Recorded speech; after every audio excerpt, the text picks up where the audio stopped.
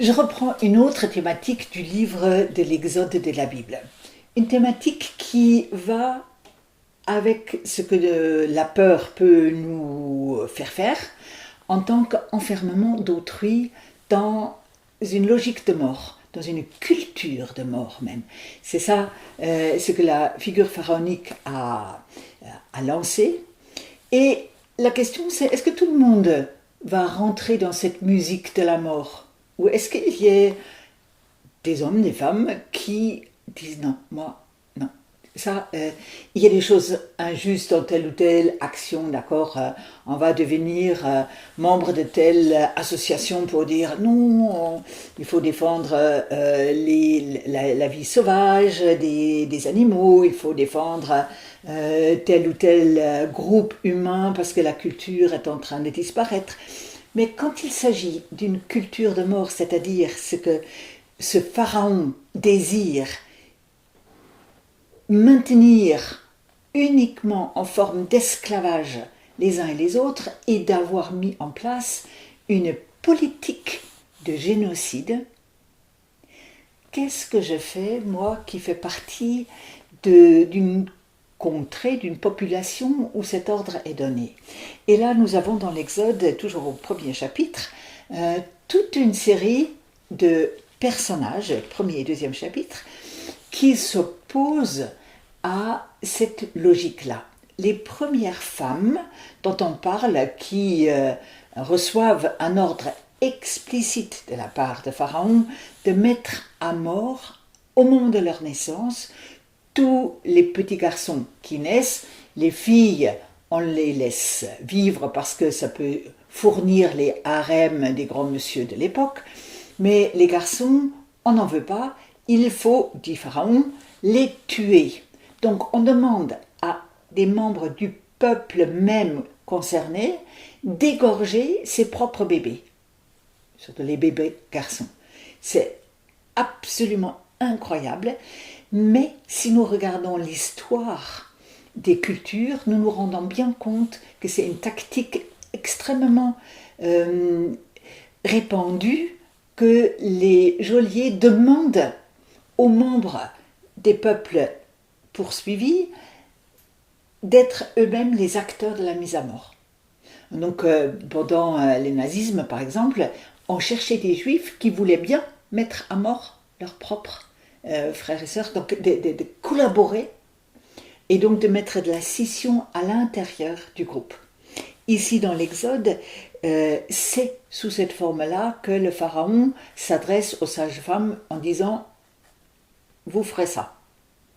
Elles partent et se disent « mais nous, on est devant Dieu, avant d'être devant Pharaon. On ne rentre pas dans son jeu.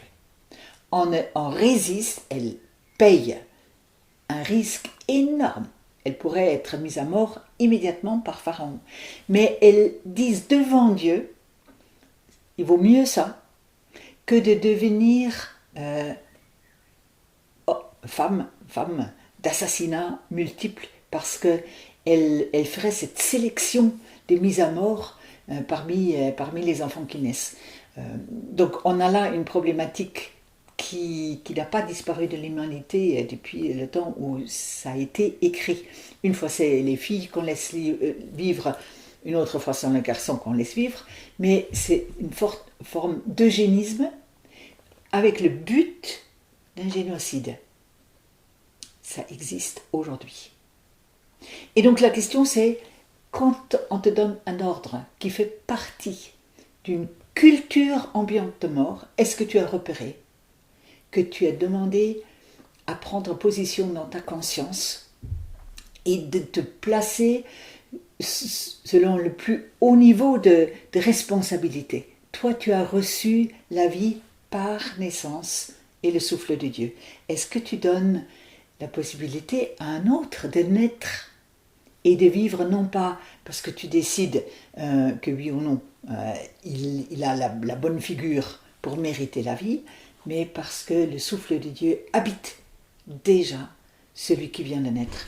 Et donc ces femmes-là ont une capacité de résistance absolument incroyable parce qu'évidemment elles sont convoquées par Pharaon qui dit « Pourquoi vous n'avez pas fait ce que je vous ai demandé ?» Ah ouais, tu comprends, il y a une certaine difficulté, les mamans hébreux, elles mettent au monde tellement vite que nous, on arrive trop tard, c'est déjà fait. La naissance a déjà eu lieu. Donc du coup, elles contournent la problématique. Évidemment, elles ne disent pas à Pharaon qui se tient lui-même pour le Dieu, le seul qui a droit de faire vivre ou de faire mourir. Elles ne vont pas lui dire en face, voilà. Elles ne le disent pas. Mais elles disent autrement qu'elles ne peuvent pas obéir à un tel ordre. Donc elles disent l'impossibilité, mais sous une forme humoristique d'une certaine manière, mais sous une forme que Pharaon va pouvoir comprendre. Je trouve que c'est une astuce absolument magnifique. Donc les grands tyrans de notre monde ne comprennent pas quand on leur dit « c'est ma conscience qui me parle et je ne peux pas ». Ils s'en foutent. Ils ne savent pas ce que c'est une conscience. L'empathie n'existe pas. Donc du coup, ces femmes ont traduit dans le langage de Pharaon pour dire c'est pas possible de suivre des ordres.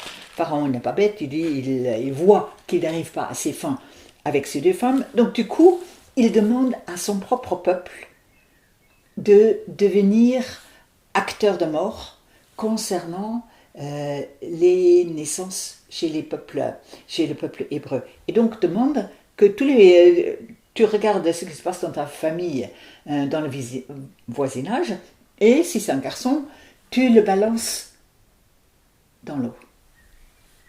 Donc la sollicitation de l'ensemble de la population de devenir partisans de mort à l'intérieur de leur propre pays.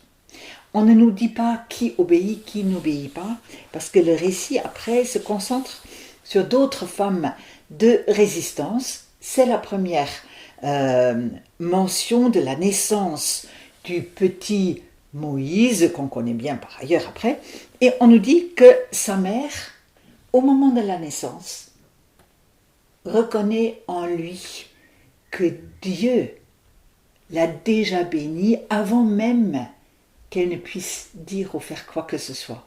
Et elle non plus, elle ne peut pas, elle ne veut pas s'opposer à ce que Dieu donne comme chance, comme possibilité de vivre. Donc, elle cache l'enfant, et une fois qu'il est trop grand, on ne peut plus le tenir caché à la maison parce qu'il va brailler, la voisine va dire « Quoi, t'as encore un gosse?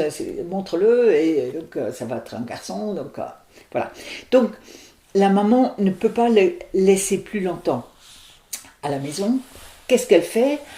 On dit une petite embarcation qu'elle cache dans les roseaux au bord du Nil pour que l'enfant puisse survivre, et elle demande à sa fille de se placer à proximité pour voir qu'est-ce qui va arriver. Donc il y a déjà dans cette famille 2 femmes de résistance, mais toujours une résistance grâce à Dieu, appuyée sur Dieu. Parce que Dieu bénit la vie, elles décident qu'elles ne vont pas faire autre chose que de dire du bien de la vie et à faire de manière telle que la vie puisse bien continuer. Donc c'est pas réciter de liturgie, hein, c'est une manière de se tenir là pour inventer comment on peut, dans telle ou telle situation de grande menace, permettre à une génération à grandir parmi nous, à le faire dans des meilleures conditions. Et là, je pense actuellement à ce que j'ai entendu de la part de certaines familles ukrainiennes. Il y a la réflexion au niveau des collectivités, des villes et même de l'ensemble du pays pour dire il nous faudrait avoir de jeunes Ukrainiens plus tard qui ne soient pas complètement traumatisés par la guerre. On demande aux familles ayant 3 enfants et plus que père et mère ensemble partent avec les enfants à l'extérieur des limites du pays pour pouvoir éduquer leurs enfants dans la fierté d'être ukrainiens sans être totalement traumatisés et sans nourrir la vengeance. Deux choses très très importantes. Et pour moi, c'était une rencontre bouleversante de rencontrer un jeune couple, donc 27 et 30 ans, avec 6 enfants, 3 nés de leur amour et 3 adoptés par amour, qu'ils ont pris en charge pour les préserver de ces traumatismes et en faire des hommes, des femmes fières de leur tradition protestante, debout plus tard. Donc ça me paraît vraiment participer de cette résistance au mal faire. Et donc, je reviens parce qu'il y a encore une troisième personne, femme elle aussi, qui rentre en résistance à Pharaon. Et là, ça c'est vraiment du culot. C'est la fille du Pharaon. La fille du Pharaon va à l'encontre des injonctions de son père. Parce qu'elle découvre ce bébé dans sa petite boîte dans les joncs et elle l'adopte.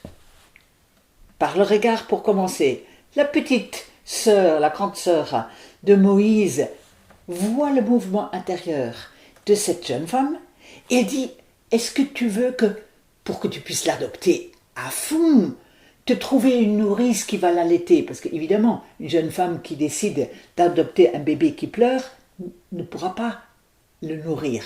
Il n'y a pas encore les petits pots qu'on peut y acheter à l'époque. Donc du coup, la fille a trouvé, la sœur de Moïse, a trouvé l'astuce de dire « Tu veux adopter cet enfant, n'est-ce pas? Donc je t'aiderai pour que ça puisse se faire. » Donc l'enfant ne dit pas « Tu sais, c'est mon petit frère !» Elle aurait pu dire ça, non. Et elle aurait pu dire « Je connais sa maman. » Non. Je trouverai un moyen pour que toi, tu peux aller dans ta résistance à ton père jusqu'au bout. Et ce gamin, il va plus tard habiter le palais et être visiblement à l'intérieur de ta famille le signe que la culture de la vie l'emporte sur toi avec ta culture de mort. C'est magnifiquement raconté et il y a beaucoup d'humour, vous entendez déjà dans ces quelques petites manières de nous présenter là toute une série, donc une branche professionnelle, les sages-femmes, une maman qui choisit de regarder son enfant à partir de Dieu et pas simplement à partir de la société qui l'entoure, une sœur qui est extrêmement attentive au bien-être du petit frère et qui décèle dans l'attitude de la princesse une capacité à dire oui à la vie au contraire de son père. Et je crois que ça nous fait du bien de nous rendre compte que les grandes ambitions de maîtrise, de domination, de vouloir régenter le monde, en tout cas au moins mon petit monde familial, il y a de la résistance. Si tu choisis une culture de mort, il y aura toujours quelqu'un qui va se lever pour dire non, sans moi.